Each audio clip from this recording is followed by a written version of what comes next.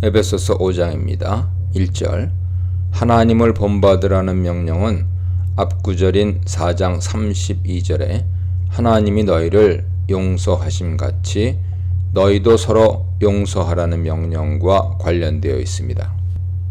하나님이 우리를 용서하신 그 행위를 우리도 따라서 그대로 실행해야 합니다.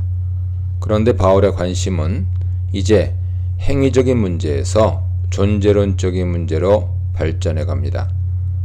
4장 25절로 32절에서는 주로 무엇을 하지 말고 무엇을 하라 하는 형식의 행위 중심적인 명령이었습니다. 그런데 5장 1절에서는 되라 하는 명령으로 하나님 자녀라는 명분에 합당한 존재가 되라고 명하고 있습니다. 4장 25절로 5장 14절의 내용은 하나님을 따라 의와 진리의 거룩함으로 지으심을 받은 새 사람을 입으라 하는 4장 24절의 명령에 대한 설명입니다. 바울은 먼저 새 사람으로서의 행위에 대해서 설명한 후에 이제 새 사람이 어떤 존재인지에 대해서 설명하기 시작합니다. 하나님의 형상을 따라 새롭게 지음받은 그리스도인은 마땅히 하나님을 본받는 자가 되어야 합니다. 아버지로부터 사랑을 받는 아들이 아버지의 말투나 행위를 모방하여 흉내내는 것은 자연스러운 일이죠. 부자간에는 외형적인 모습뿐만 아니라 성품과 행실에 있어서도 닮아가듯이 우리가 하나님의 자녀라면 마땅히 하나님을 닮아가야 합니다. 2절입니다. 하나님을 본받는 것이 이제 그리스도를 본받는 것으로 연결됩니다. 우리가 본받아야 할 대상으로 하나님과 그리스도가 함께 언급된 것은 하나님의 용서가 그리스도 안에서 주어진 것이기 때문입니다. 용서와 사랑은 서로 밀접하게 연결되어 있습니다. 하나님이 우리를 사랑하시기에 용서하셨습니다. 하나님은 그리스도를 통하여 우리를 용서하시고 사랑을 표현하셨습니다. 1절에 사랑받는 자녀라는 표현에서 사랑의 주체는 하나님이시고 여기서처럼 그리스도이기도 합니다. 그러므로 그리스도의 사랑을 본받는 것은 곧 하나님의 사랑을 본받는 것입니다. 우리가 서로 사랑해야 할 이유는 그리스도께서 우리를 사랑하셨다는 사실에 근거합니다. 그러면 그리스도의 사랑은 어떤 것입니까? 그것은 우리를 위하여 자신을 희생제물로 하나님께 드린 것입니다. 그리스도의 대속적인 죽음은 우리에 대한 사랑의 절정이죠. 그리스도의 희생적인 죽음은 사랑의 표현인 동시에 죄의 용서를 의미합니다. 따라서 용서는 그리스도의 사랑의 본질입니다. 그리스도께서 너희를 사랑하신 것처럼 너희도 사랑 가운데서 행하라는 것은 우리가 본받아야 할 사랑의 본질과 실체가 어떤 것인지 설명합니다. 세상적인 사랑에는 이기심이 그 동기로 작용하지만 그리스도의 사랑은 자기 희생과 헌신입니다. 3, 4절입니다. 그리스도인들이 본받아야 할 것을 설명한 후 이제 그것과 대립되는 어두움에 속한 행위에 대해 설명합니다. 바울은 주로 성적인 죄를 염두에 두고 지적하고 있습니다. 성적으로 문란한 행위는 에베소 교회뿐만 아니라 우상 숭배를 하던 당시 이방인의 전형적인 모습입니다. 바울은 성적인 범죄와 관련된 여러 가지 표현들을 반복 사용하면서 그것이 얼마나 성도들에게 부적절한 것인지 강조합니다. 먼저 음행에 대해 언급합니다. 음행은 온갖 종류의 성적인 범죄를 다 포함하는 일반적인 용어지만 주로 창기와의 성관계를 염두에 두고 사용할 때가 많습니다. 온갖 더러운 것은 부도덕한 모든 행위를 가리키는 것인데 여기서는 특히 음행과 같은 성적인 죄를 가리켜 더러운 것으로 규정하고 있습니다. 탐욕 역시 이 문맥에서는 성적인 탐욕을 가리키는 것입니다. 십계명에서 네 이웃의 아내를 탐내지 말라고 했듯이 데살로니가전서 4장 5절로 6절에는 이방인의 세욕이 형제의 아내를 탐내는 것과 관련되어 있습니다. 바울은 그러한 것들을 이름조차 부르지 말라고 합니다. 4절에는 입 밖에도 내지 말아야 할 성적인 언어가 어떤 것인지 구체적으로 설명하고 있습니다. 누추함으로 번역된 단어는 외설적인 대화를 가리키는 것입니다. 어리석은 말도 성적인 농담을 가리키는 것인데 그러한 대화를 하는 것은 어리석은 일입니다. 희롱의 말은 단순한 대화를 넘어 성적인 농담을 즐기는 것을 말합니다. 이러한 것들은 그리스도인에게 대화의 주제가 되어서는 안 됩니다. 더러운 것을 생각하고 말하는 것은 그러한 행동으로 옮겨가게 하는 통로가 됩니다. 감사의 말은 서로 사랑하는 가운데서 행하라는 명령과 관련되어 있습니다. 서로 사랑을 베풀고 감사의 말을 하는 것이 성도들에게 합당한 언어 생활입니다. 바울은 입에도 올리지 말아야 할 더러운 말과 성도들이 반드시 해야 할 감사의 말을 대조하고 있습니다. 5절입니다. 3절에서 언급한 음행과 더러운 것과 탐욕을 추구하는 사람들에게 어떤 결과가 주어질 것인지에 대해 설명합니다. 바울은 여기서 음행하는 자와 더러운 자와 탐하는 자들을 우상 숭배하는 자로 규정하고 있습니다.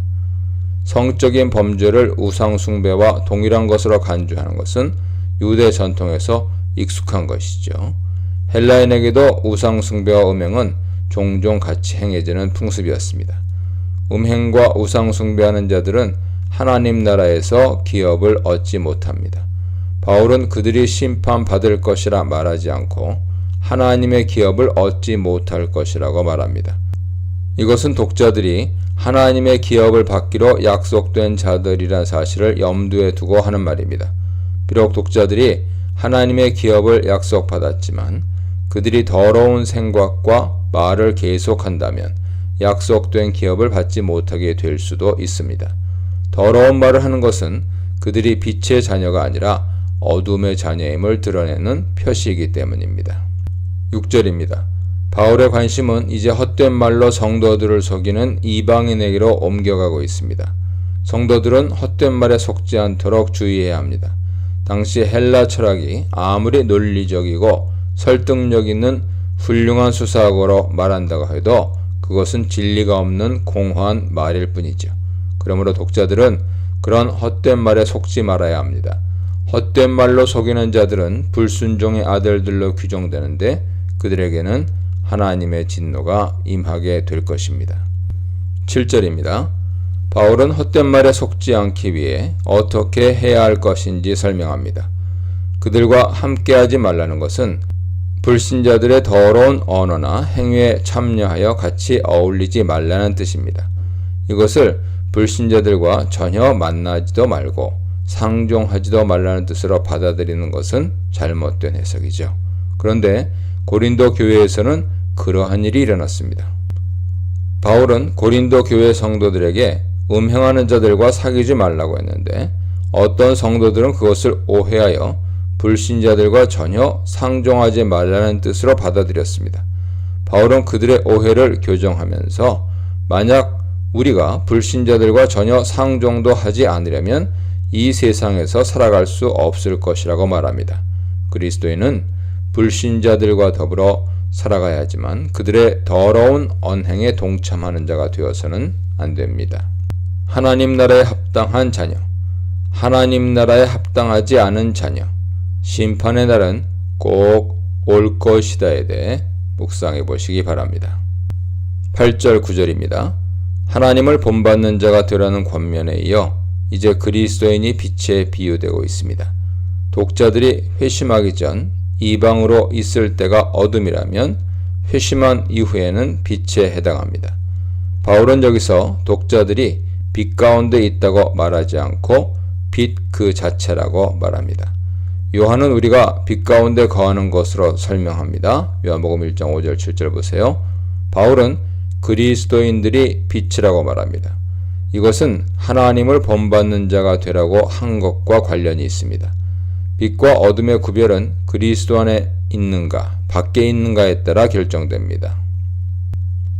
어둠은 복음 진리에 대한 무지 가운데 불순종하는 것을 말하는데 그것은 죽음과 지옥과 심판을 상징합니다. 반면에 빛은 진리의 깨달음을 통한 순종의 삶이며 새 창조를 통한 새 생명을 의미합니다. 빛이신 하나님의 자녀는 마땅히 빛의 열매를 맺어야 합니다. 9절은 빛으로 살아가는 것이 어떤 것인지 설명합니다. 바울은 빛의 열매로 착함과 의로움과 진실함을 언급합니다. 착함이란 선함을 말하는데 선하신 하나님처럼 선을 행하는 것이 빛의 열매죠. 4장 32절에서 서로 친절하고 불쌍히 여기며 서로 용서하기를 하나님이 그리스도 안에서 하신 것처럼 하라고 했습니다. 그것은 과거 어둠으로 있을 때 행했던 악독과 분냄과 비방하는 것과 반대되는 것이죠. 의로움은 하나님과 사람 앞에서 옳게 행하는 것을 말합니다.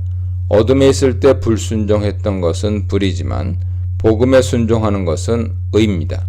진리는 거짓말하지 않고 참된 것을 말하라고 했던 것을 상기시킵니다. 10절입니다. 빛의 자녀로서 빛의 열매를 맺으라는 명령 후에 주를 기쁘시게 할 것이 무엇인가 시험하여 보라는 말은 상당히 이해하기 어려운 표현입니다. 이것은 번역상의 문제입니다. 주를 기쁘시게 할 것이 무엇인지에 대해서는 우리가 시험하거나 혹은 시험을 통해서 발견해야 할 것이 아닙니다. 만약 시험을 한다면 우리가 어떻게 시험할 수 있겠습니까? 하나님을 기쁘시게 하는 것이 무엇인지에 대해서는 이미 복음 진리를 통해서 독자들이 배워서 잘 알고 있습니다. 그러므로 독자들이 해야 할 것은 이미 알고 있는 하나님의 뜻에 따라 사는 것을 통해서 자신이 빛의 자녀로서 하나님을 기쁘시게 하는 존재라는 사실을 드러내 보이는 것입니다. 시험하다로 번역된 도키마조에는 분별하다, 발견하다, 증명하다 같은 여러 의미가 있습니다.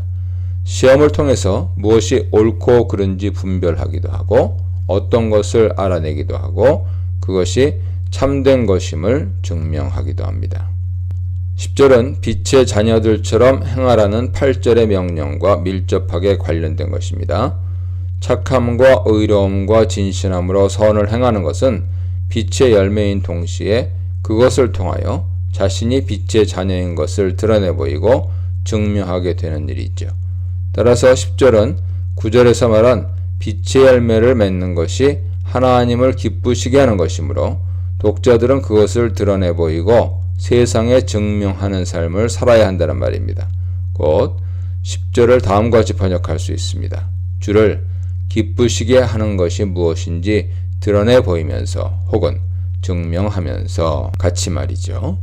9절을 괄호로 묶어서 보충 설명으로 간주하고 8절을 10절에 바로 연결하여 번역하면 너희가 전에는 어둠이었으나 이제는 주 안에서 빛이다. 빛의 자녀들처럼 행하라. 주를 기쁘시게 하는 것이 무엇인지 드러내 보이면서 이렇게 번역할 수가 있습니다. 11, 12절입니다. 어둠과 빛은 본질적으로 함께 할 수 없는 것입니다. 빛이 들어오면 어둠이 물러나고 어둠이 있는 곳에는 빛이 없습니다. 바울은 빛의 자녀인 그리스도인이 숨겨진 어둠의 일을 드러내야 한다고 말합니다. 또 그것이 얼마나 더러운 것인지 보여주는 일 또한 그리스도인의 사명임을 밝힙니다. 빛을 비춘다는 것은 9절에서 말한 빛의 열매를 맺는 것이며 그것은 곧 어둠의 빛을 비추는 것이 됩니다. 바울은 먼저 독자들에게 열매 없는 어둠의 일에 참여하지 말라고 명합니다. 독자들은 분명히 빛의 자녀들이지만 아직까지 어둠의 행위에서 완전히 벗어나지 못하고 있습니다. 바울은 더 이상 어둠의 행위에 참여해서는 안 된다고 경고하고 있습니다.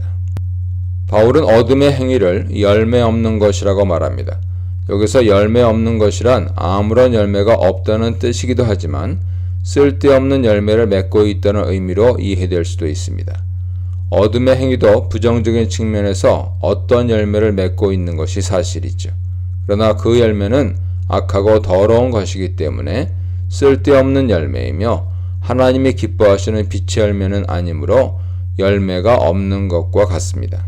바울은 그러한 어둠의 행위에 참여하지 말고 오히려 그 그 어둠의 행위가 얼마나 더러운 것인지 그리스도인이 드러내 보이라고 말합니다. 책망하라는 동사는 이 문맥에서 잘못된 사람을 나무라고 야단치라는 뜻이 아니라 빛을 비추어 어둠의 행위가 잘못된 것임을 드러내 보여주라는 뜻입니다. 열매 없는 어둠의 행위가 드러나도록 해야 하는 이유는 그것이 은밀한 중에 행해지는 부끄러운 일이기 때문입니다. 부끄러운 행위를 그만두게 하는 방법은 그것이 얼마나 부끄러운 것인지 보여주는 것이죠. 말하기에도 부끄러운 것이라는 표현은 3절에서 음행과 더러운 것은 입에 담지도 말라고 했던 것을 상기시킵니다. 어둠의 행위는 입에 담을 수 없을 만큼 더럽고 부끄러운 것입니다. 빛의 자녀들이 마땅히 해야 할 일은 어둠의 빛을 비추어 그것의 더러운 실체를 폭로하는 것입니다. 그것이 빛의 본질적인 역할이며 사명입니다. 빛의 자녀가 빛을 비추지 못한다면 그것은 어둠과 다를 바 없습니다. 바울은 독자들에게 어둠의 행위에 동참하지 말고 오히려 빛으로 어둠의 행위를 몰아내는 자가 되라고 명합니다. 13, 14절입니다. 바울은 독자들이 어둠의 빛을 비추는 것이 왜 중요한 일인지 설명합니다. 빛은 죽은 자를 살리는 능력을 가지고 있습니다. 독자들이 어둠의 행위에 빛을 비추게 되면 그 빛을 받아서 보이지 않던 것들이 보이게 되고 보이게 된 것은 곧 빛 자체가 되기 때문입니다. 독자들도 과거에는 주를 떠나 어둠 가운데 있었으나 빛이신 그리스도의 복음에 의해 비춰질 때 그들은 자신들의 죄를 회개하고 믿음으로 하나님의 자녀가 되었습니다. 하나님의 자녀가 된 것은 어둠이었던 자가 빛이 된 것을 의미하죠. 이제 그리스도인이 빛을 비추어 어둠에 있는 자들을 빛 가운데 드러나게 해야 합니다. 13절에 책망받는 모든 것은 빛으로 말미암아 드러나나니 라는 말은 이런 관점에서 이해할 수 있습니다. 책망받는 것은 빛에 의해서 드러나게 됩니다. 여기서 보일 수 있도록 드러난다는 것은 그것이 곧 빛이 되었다는 뜻이죠. 따라서 드러난 것마다 곧 빛이라고 하는데 이것은 빛을 받아 보이게 된 모든 그리스도인이 이제는 빛이 되었다는 뜻입니다. 빛은 이렇게 죽은 것을 살리는 능력이 있습니다. 어둠은 죽음이지만 빛은 생명입니다. 빛이신 주께서 세상에 오셔서 빛을 비출 때 그 빛을 받은 자들은 죽음 가운데서 일어나게 됩니다. 바울은 독자들을 그리스도의 빛을 받아 죽었던 자들 가운데서 일어난 자들로 묘사하고 있습니다. 독자들은 이제 빛으로서의 본질적인 사명인 어둠 가운데 빛을 비추어 죽은 자들을 살리는 일을 해야 합니다. 빛의 열매를 맺으라. 시험하라. 어둠을 폭로하라에 대해 묵상해 보시기 바랍니다. 에베소서 5장 22절입니다.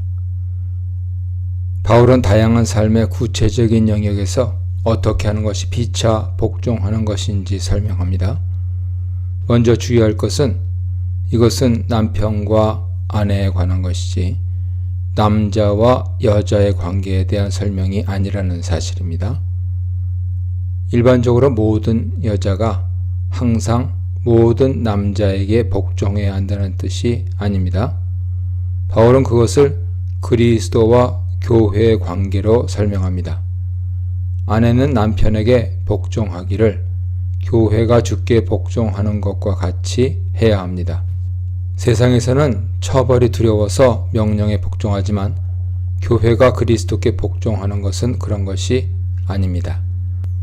교회는 그리스도께서 사랑과 희생으로 구원해 주신 은혜에 감사하여 자발적으로 복종합니다. 아내는 남편에게 그러한 태도로 자발적으로 복종해야 합니다.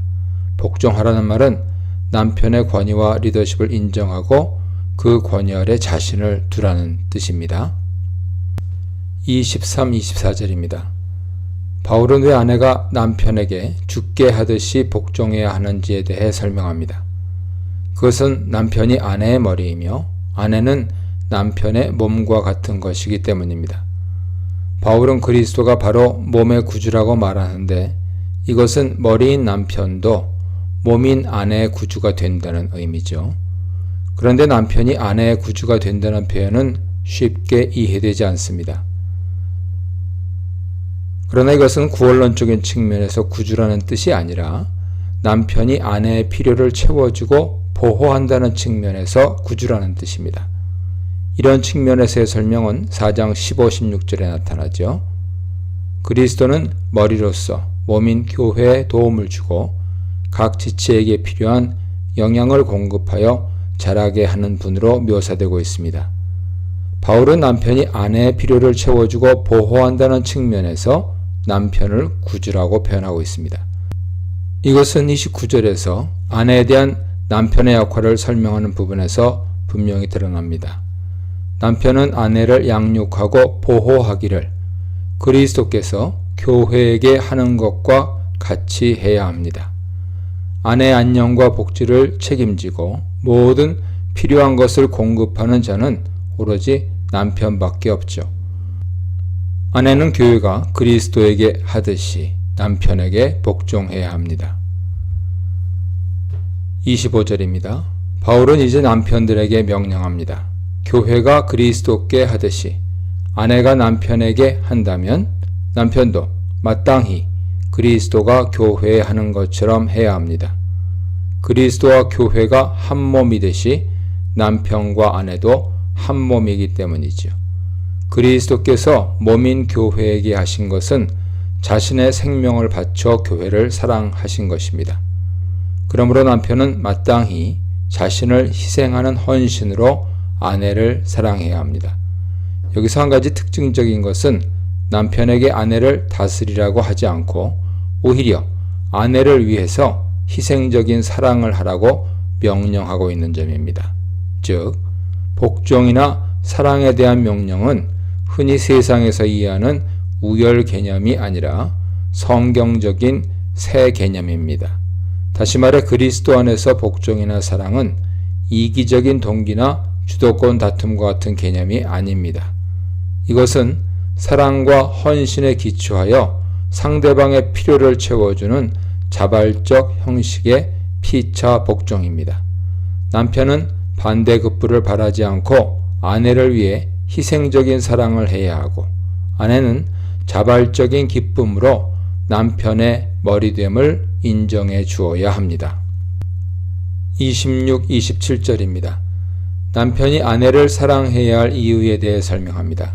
그것은 그리스도께서 교회를 위해 희생적인 사랑을 하셨던 것과 같은 이유입니다. 바울은 세 가지로 설명합니다. 첫째, 아내인 교회가 남편인 그리스도 앞에서 거룩한 신부가 되도록 하려는 것이죠. 거룩함은 물로 씻어 말씀으로 깨끗하게 하는 것으로 성취됩니다. 둘째, 신부인 교회가 티나 주름이 없는 영광스러운 것으로 나타나도록 하려는 것입니다. 셋째, 신부인 교회가 거룩하고 흠이 없도록 하려는 것입니다. 그리스도의 대속적인 죽음은 교회를 위한 사랑과 헌신의 표현입니다. 그것을 통해 교회는 불의하고 더러운 사탄의 속박에서 풀려나 거룩하고 흠 없는 정결한 신부로 세움을 받았습니다.